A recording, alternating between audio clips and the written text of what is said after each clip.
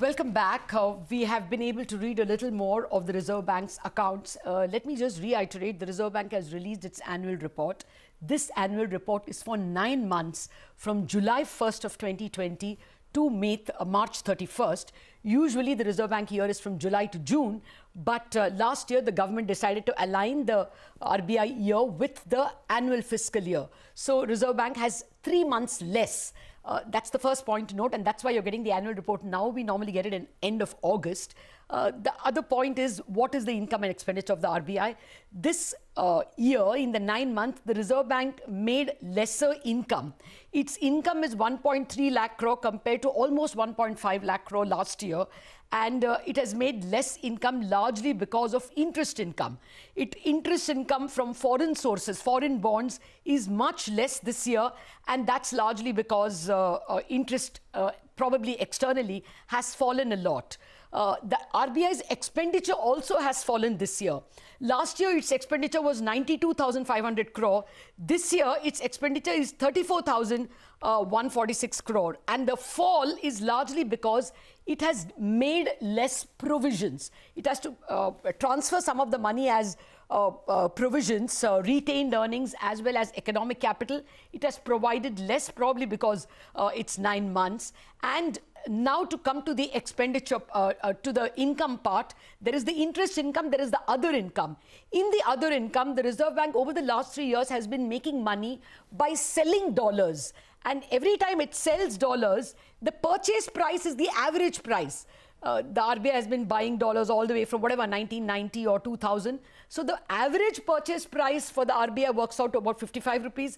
Every time it sells, say at 73 rupees or at 74 rupees, it makes 18, 19 rupees. By selling more, it has generated income. And what we now learn from the accounts is that it has generated 50,000 crore of income purely by selling dollars. Last year, the same amount was 29,999 crore. So clearly a good 20,000 crore more has come by selling more dollars. Now, one person alerted us to this. Even before the RBI dividend was announced, Professor Anant Narayan, looking at the sales of RBI in the market, said, why is RBI selling so much? Are they trying to declare a higher dividend? And he guessed the dividend would be 1 lakh crore. And indeed, the dividend was 99,122 crore. Anand, thank you very much for joining us. We were expecting that the report would come at 5 o'clock and we had booked your time later. But tell us, what did you make of the accounts? And first, congratulations. You guessed it right in March. You got it. You got the number right at 1 lakh crore, 2 months ahead of everyone else. What more have you gleaned from the accounts? Well, thanks, Lata, for your kind words. I haven't gone through the report in full detail, to be honest, but there are telltale signs to show that RBI has used FX churn to generate a higher dividend this time around.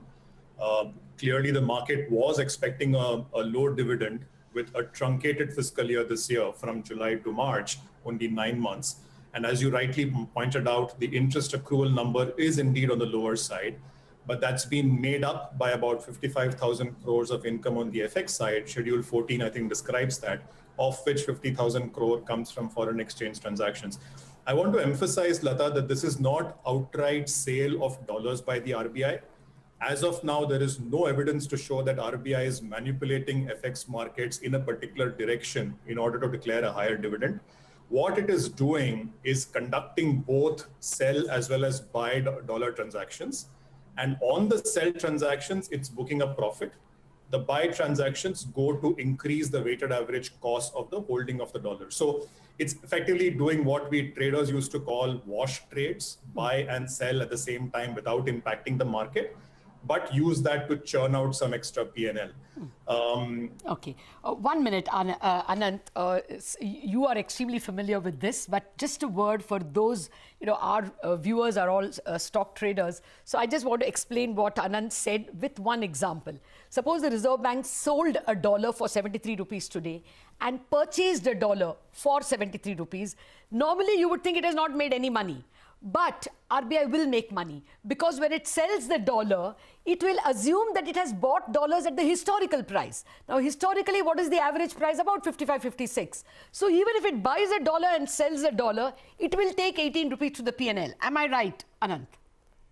Oh, absolutely. I won't know about the numbers, Lata, and, Yes. and I have to admit there is a fair amount of opacity, rightly so, because, for instance, I don't know how RBI handles euro to dollar transactions, for instance. So there are complications, but the gist of what you said is absolutely right, which is that even if the RBI buys and sells dollars at the same rate, it can generate a profit because the sale transaction recognizes a profit from the weighted average holding rate of the dollars, which RBI has accrued over a period of time, buying dollars at 40, 45, 50, 55, 60. Therefore, the weighted average rate is on the lower side. On the sale transaction, it books the profit. On the purchase transaction, all that purchase transaction does is raise up the weighted average cost of holding of the dollars. So what is held as reserves, which are separately in the balance sheet, not going through P&L, some of those reserves get unlocked as profits to be recognized. Okay. 1 minute. I just want to say that this is a new practice after the Jalan Committee. Earlier, the Reserve Bank used to revalue all reserves to the current month or year, and therefore if the historical dollar is valued at the current price, even when you sell, you didn't make too much money. So all the revaluation was taken to the reserves. It didn't come into the P&L. But after the August 2019 Jalan Committee report, the Reserve Bank has started recognizing foreign exchange transaction gain into P&L and not only into reserves. Just one question. I'll take a rain check from you, Anand, to call you back again at 5:30 when we will both have read, and others also would have read, the annual report more thoroughly. I noticed one more number. In the expenditure, the biggest chunk of expenditure is usually the provisions. Now, last year, the Reserve Bank took 73,600 into reserves. This year, the same number is 20,710. How come the reserves could be so much less? Because the Jalan Committee requires you to keep 5.5% as retained earnings and 20.8% economic capital. That is, retained earnings plus reserves.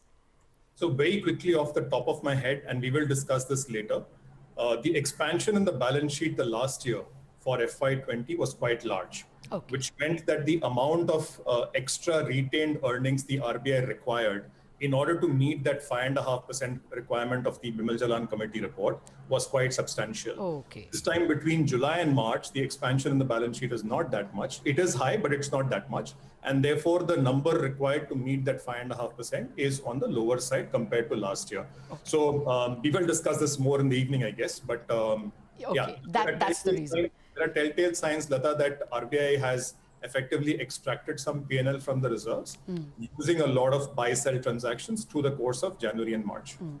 Yeah, I think the expansion of the balance sheet is from 26 lakh crore to 28 lakh crore. So I think, it's 57 lakh crores. It's right now 57 lakh crores. 53 lakh crore to 57 lakh crore. So it does look like it's just about an 8%. If I'm not mistaken, last time it was something like 20%, but I could be wrong. Anand, I'm again taking a rain check for you for a discussion of the annual report later on. Thank you very much for explaining the important concepts to us. So RBI has had to provide less because its balance sheet expanded less. That's one takeaway. The second takeaway is that it generated a higher dividend. One, because it expended less, it had to provide less. So it had more to declare surplus. The second reason why it could declare a higher surplus was it appears to have sold more dollars and made 50,000 crore by the sale of dollars. Well, that's the initial observations on the Reserve Bank's accounts. We take a quick break and then I'll hand it over to the halftime report team.